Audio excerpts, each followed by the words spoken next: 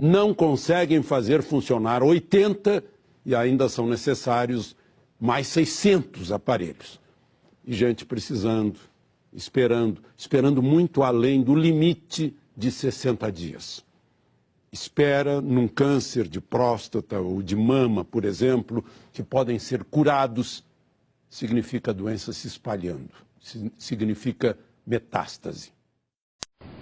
Conta a história que a senhora Dilma lutou contra a ditadura no Brasil, como se em algum momento houvesse ditadura no Brasil. Ditadura teríamos se os comunistas da época tivessem espaço e tempo para incendiar o Brasil. Mas vamos lá, ela lutou contra a ditadura, mas aí vai a Cuba abraçar um ditador? Por que o ditador cubano, o nauseabundo Fidel Castro, é bom? E por que os nossos aqui não o eram? Muito bem, diz o jornal, contra fatos não há argumentos. Diz o jornal que para a construção do porto de Mariela em Cuba, para a construção do porto, 682 milhões de dólares foram financiados pelo Brasil, o Serão, por meio do Banco Nacional de Desenvolvimento Econômico. Eu quero saber como é que esse dinheiro vai voltar para o Brasil e se vai voltar e quando e como. Isto de um lado. De outro lado, diz a Folha de São Paulo. Equipe econômica cogita corte na educação. Para um pouquinho. Vai cortar dinheiro da educação? Estamos dando dinheiro para portos cubanos? Folha de São Paulo. Brasil é o 8º país com mais adultos analfabetos, aponta a Unesco. Então nós temos um sério problema para nos encaminharmos para dias melhores na nossa história. Mas como vamos conseguir este patamar de melhor qualidade se 70% dos jovens brasileiros vão muito mal em matemática, por exemplo?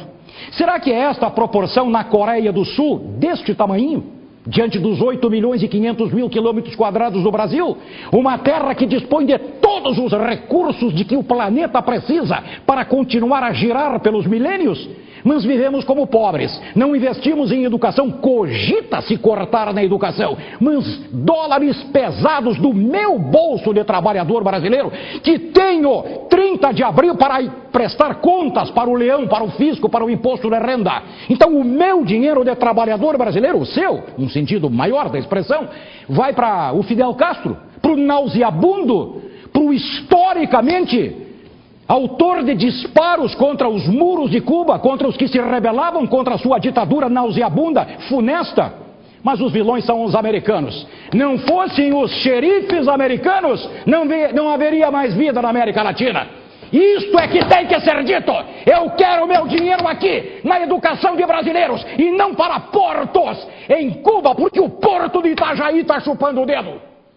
A única vantagem que o Estado leva sobre os indivíduos é em força, em concentração de poder, até porque é um pacto social e a gente concede poder ao Estado. Em velocidade, não. Em velocidade, jamais. Os indivíduos são sempre mais velozes do que o Estado.